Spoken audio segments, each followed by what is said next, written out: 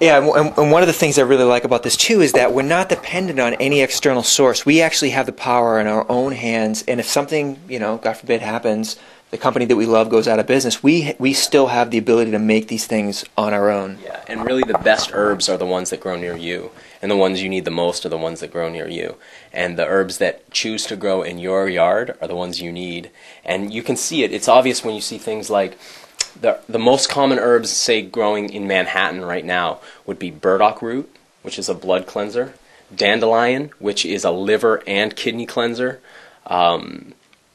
We'd find all the thistles, all the things that clean out the body and remove the toxemia, which is the most rampant problem in the cities.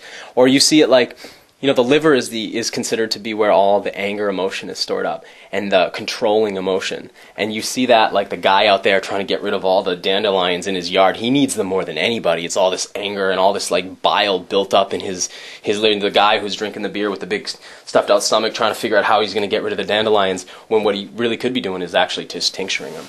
So here's an example. You go pick the dandelions out of your yard. You take the roots of them. You dry them. You just leave them, say, on a screen in the shade. They'll just dry. These herbs right here, I just pick them. They just dry. You don't need any machinery, anything. They just dry. This is how people have done it since the beginning of time. You take that, you put that into a bottle, you cover it with alcohol or vinegar, you set it away for 2 weeks, you have your medicine. Yeah, it's that simple. The health food industry keeps a bit of a veil on it to make it a bit mysterious, because what they're doing is really easy, and they obviously want to continue selling their product, which is understandable. People have just been kept in darkness about, we like to think of ourselves as scientifically advanced, but we're kind of in a dark age right now, in the sense that this is really the dark ages. They didn't end. People don't actually even know how to feed themselves anymore. They don't know where their clothes come from. They don't know how to heat their own home. They don't know how to get their own water. The basic fundamentals of even staying alive, we've lost those. And so that's a dark age. And people don't know how to make their own medicine. That's kind of scary. So anyway, it's all right in your yard. Even if you live in a city, it's right in your yard. One of my favorite things to do is forage in Montreal. There's so much food growing there. It's available everywhere. So there's really no excuse about, like, I can't get the herbs. It's fun to order herbs from all over the world and play with them, and there's many interesting herbal systems, but there's all the things that you really need are the things that grow where you are, because those are the things that heal and tune you to your environment. For instance, you picked up that reishi here. Yeah, if we look back here, these are reishi. This is a reishi mushroom, Ganoderma suge, that was right here in this area. I picked this today. This is still fresh. It's still wet. So some of the mushrooms you can actually pick all winter, and these are some of the greatest medicinal herbs that exist, if not the greatest. They're definitely the highest herbs in the Chinese system of herbalism. This is Ganoderma applanatum, the artist conch. This is a chunk of Grifola frondosa, maitake. This is one, maitake is being studied all over the world. This is probably the #1. Reishi and maitake are probably the #1 herbals on the planet right now. People are spending endless amounts of money. This is the center of a mushroom that was this big. It weighed about 20 pounds.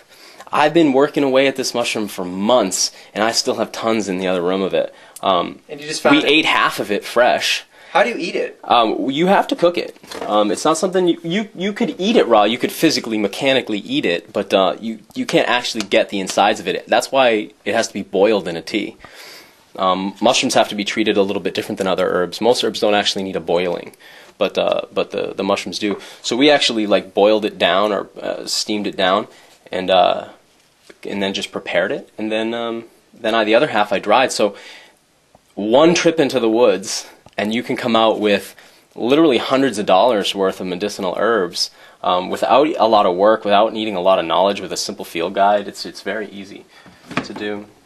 And Brigitte Mars recommends just befriending a local gardener, someone who actually knows horticulture, and just asking them a few questions and bringing stuff by and saying, hey, can we eat this? What is this? Yeah, they're amazing for that, actually. Yeah, exactly. So what else we get here? We get, what is that little tool right there? Is it a grinder? Yeah, this is a coffee grinder, which is sort of the mortar and pestle of the modern herbalist. And you say you use your mortar and pestle more I use my mortar and pestle else. a lot for myself. I put a lot of personal energy into using this particular piece of stone. I mean, that's a piece of stone quarried out of the earth. That's millions of years old, this mortar and pestle.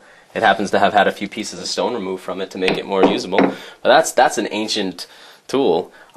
When you use this, the genetic memory of the thousands of ancestors who've used them before you in every culture comes back pretty fast. It's quite interesting. But when you're if I have people over here or if I'm making a big batch of something, I'll use this where you just drop your seeds or your nuts or your herbs, whatever you're trying to grind down into a powder, and just and then you can basically you could just stick it in a cup with tea and shake it up, and that's your blender. Yep. This is really great for blending things, grinding things dry. Like I grind pumpkin seed, sesame seed, sunflower seed, poppy seed. Those are things that I'll grind into a flour here. If you look at the ancients, basically they would take all those kind of things and turn them into a flour. And that's where you have that. Now flours become synonymous with wheat, but a flour is anything that you grind down into a powder. And you could just mix that with tea for a drink. Or mix it into your salads, or use it however you want to use it. Basically, you can make your own superfood powders. So really right now it's very popular to buy green food powders, which if you read the ingredients you can easily reproduce on your own. You go to your herbalist and you buy those whole herbs, and then you just grind them into a powder, put them into first, obviously. When you go to an herbalist, you buy things powdered already. So you go to the herbalist and it's all the jars along the wall of all the different things, or you order them on the internet and they send them to you in bags already dried, and you just grind them down into a powder, bottle them, and you can make excellent green foods. And that's what the companies do. They basically find an herbal distributor who grows them, they buy them, and then they just make huge batches of it. And do you have to be careful, like certain things like pau d'arco that needs to be made into a tea, or can you grind up anything and just eat it straight as a powder? Yeah, you can grind up just about anything. In herbalism, it's wise to orient yourself with certain things. There are a few things here and there. For instance, this is something we're going to use in the drink today. This is called tonka bean. Tonka bean's actually been banned in the United States as a food. How do you spell it? Tonka, just like the truck, like the yellow truck. I don't know how close in you can get on there, but in the little folds of it, there's little minute crystals. It looks like it's got a little dusting of salt or sugar in there. And that is the crystals of coumarin that's coming out of there. Coumarin's a really powerful blood thinner, and the pharmaceutical industry realized that and wanted to use it. Now, you can't patent something that grows in a plant, but what you can do is take that coumarin and add a little salt onto the end of the molecule. Now you've made something synthetic, and that's patentable. So they did that, and then they call it Coumadin. Coumadin, or warfarin, is the most popular blood-thinning medicine on the marketplace. Then you strategically find some reason to make illegal the foods that are high in it, and then you're able to then, at will, sell that synthesized molecule which you derived out of a plant. Which is exactly what they're doing in Europe and now in Australia, trying to pass these codex laws where they're going to ban substances that make any kind of physiological change in the body. Right, basically, yeah. And they still can't the reason they won't use the plant, the reason they won't go the herbal route is because they can't patent that. Internationally, that's illegal. And so, yeah, like you just said, I know that in the Amazon right now, the tribes are very weary of people who want to come learn about herbs, because a lot of those people coming to learn about herbs are actually people there to spy from the drug industry to try to find out about their herbal systems so that they can continue to do this and then actually make illegal the plants that these people show them.